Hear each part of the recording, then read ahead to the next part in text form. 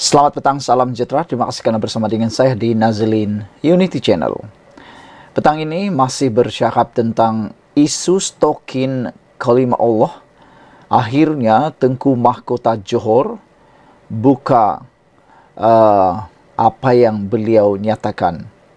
Saudara-saudara sekalian, Tengku Mahkota Johor mahu tindakan tegas diambil.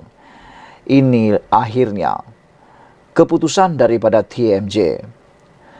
Pemangku Sultan Johor mahu pihak berkuasa mengambil tindakan tegas berhubung isu penjualan stalking dengan tulisan kalimah Allah di cawangan KK Supermart dan Superstore Sendirian Berhad. Tunku Mahkota Ismail bertitah, kalimah Allah adalah kalimah suci yang sangat tinggi di hati umat Islam dan tindakan tegas perlu diambil bagi mengelak kejadian sama berulang. Berkenan isu baru-baru ini, saya menggesa pihak berkuasa untuk mengambil tindakan tegas mengenai isu berkenan dan memastikan isu seperti ini tidak akan berulang lagi. Isu ini tidak boleh dipandang remeh, Tita Baginda. Saya memandang serius isu ini dan berharap perkara ini tidak mengganggu-gugat keharmonian negara, titahnya di Facebook rasmi hari ini.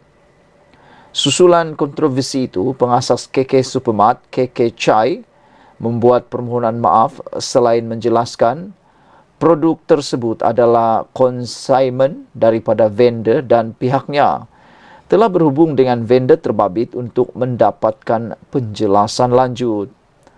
Pembekal stalking itu, Zin Jian Chang Sendirian Berhad, juga telah memohon maaf berhubung perkara itu dan berkata pihaknya akan lebih berhati-hati dalam proses membawa masuk produk dari luar negara. Namun ia masih hangat diperkatakan. Antara paling lantang bersuara adalah Ketua Pemuda UMNO Dr. Muhammad Akmal Saleh yang mengatakan permohonan maaf saja tidak mampu menutup buku berhubung kontroversi itu. Semalam, Ketua Polis Negara Razarudin Hussein berkata, pihak KK Supermart akan dipanggil dalam masa terdekat untuk membantu siasatan. Dalam kenyataan berasingan, Pengarah Jabatan Siasatan Jenayah Bukit Aman, Muhammad Suhaili Muhammad Zain berkata, 2 kertas siasatan dibuat selepas pihaknya menerima 42 laporan. Katanya, kes disiasat oleh Unit Siasatan Jenayah Terkelas Bukit Aman mengikut Seksyen 298E Kanun Keseksaan iaitu atas alasan agama menyebabkan suasana tidak harmoni, perpecahan atau permusuhan, benci membenci atau niat jahat atau memudaratkan perpaduan. Menurutnya, kes juga disiasat di bawah Seksyen 233 Akta Komunikasi dan Multimedia 1998 yaitu penggunaan kemudahan rangkaian yang tidak wajar atau perkhidmatan. Saudara-saudara sekalian, ada komen daripada netizen berkait isu ini. Mereka menyatakan rasa kagum dan berterima kasih kepada TMJ Johor atas kelantangan dan pendirian Baginda yang amat luar biasa. Ramai juga yang bersetuju supaya tindakan tegas dikenakan terhadap orang yang bertanggung jawab dalam isu ini.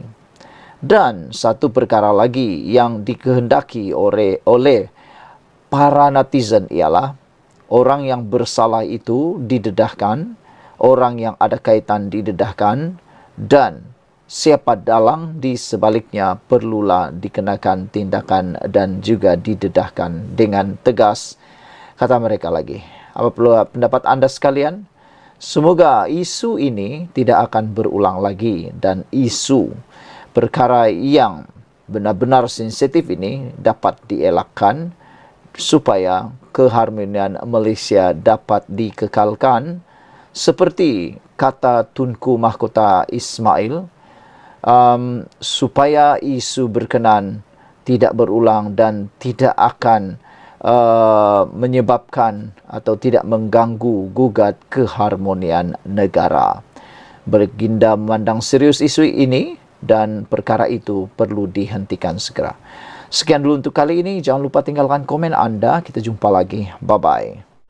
Selamat datang, salam sejahtera. Terima kasih karena bersama dengan saya di Nazilin Unity Channel. Akhirnya Agung bertitah dan murka. Agung bertitah, saya bukan patung ikut segala kata kehendak menteri, kata Agung. Inilah Agung yang kita idam-idamkan dan impi-impikan, yang mana tegas dan luar biasa. Agung hari ini mengatakan atau bertitah, memberi peringatan bahawa Baginda memikul amanah Raja-Raja Melayu untuk menjaga kepentingan rakyat dan negara. Sehubungan itu, titah Sri Paduka Baginda, sebaik sahaja selesai tempoh bulan madu, Baginda akan melaksanakan cara pemerintahan yang sebenarnya. Saya bukan patung untuk disembah atau dijadikan perhiasan dalam majlis atau dipaksa mengikut segala kata dan kehendak menteri, kata Baginda, titah Baginda. Kurang dari 2 minggu lagi akan genap 2 bulan saya memegang tampuk ketua negara. Apabila habis tempoh bulan madu ini, saya akan mulakan cara pemerintahan saya yang sebenar. Titah Sultan Ibrahim sempena istiadat pengurniaan darjah kebesaran, bintang dan pingat wilayah persekutuan di Istana Negara hari ini. Sri Paduka bagaimanapun tidak mengulas lanjut. Dalam hantaran di Facebook, Sri Paduka bertitah, pengurniaan darjah kebesaran, bintang dan pingat itu adalah untuk memberi keiktirafan kepada individu yang telah berjasa, mencurahkan khidmat bakti atau menyumbang kepada wilayah persekutuan. Saya sendiri telah meneliti setiap calon yang disediakan jawatan kuasa pemilihan dan tahun ini saya membuat keputusan. Hanya 36 orang penerima sahaja benar-benar layak untuk dianugerahkan titah Sri Paduka. Sebelum ini, Sultan Ibrahim terkenal dengan sikap tegas semasa pengurniaan darjah kebesaran, bintang dan pingat semasa negeri Johor. Berbanding dengan negeri-negeri lain, jumlah penerima di Johor lazimnya adalah terlalu kecil dan pengurniaannya hanya dijalankan selepas melakukan saringan dan pemantauan yang ketat bagi memastikan mereka yang terpilih itu benar-benar layak. Sultan Ibrahim melafaz sumpah memegang jawatan yang di Pertuan Agong ke-17 dalam upacara di Istana Negara, Kuala Lumpur pada 31 Januari lalu. Baginda dipilih oleh Raja-Raja Melayu pada mesyuarat Majlis Raja-Raja ke-263 khas di Istana Negara pada Oktober lepas bagi tempoh 5 tahun, menggantikan Al-Sultan Abdullah Riyaituddin Al-Mustafa Bilal Shah yang tamat tempoh pemerintahan Baginda. Saudara-saudara sekalian, isu ini memang mendapat perhatian dan mendapat rating antara tertinggi di Malaysia pada waktu ini. Saudara, apabila Kebawah Duli Yang Maha Mulia di Pertuan Agong melafazkan janji bahawa akan memerintah dengan tegas dan akan memerintah mengikut cara Baginda, kita sangat gembira. Di samping itu, pengurniaan darjah kebesaran yang terkawal dan juga dengan penapisan yang sangat ketat adalah terbaik. Ini bagi mengelakkan berlakunya pemilihan yang tidak membawa apa-apa faedah, bahkan merosakkan nama baik, pangkat dan darjat tersebut.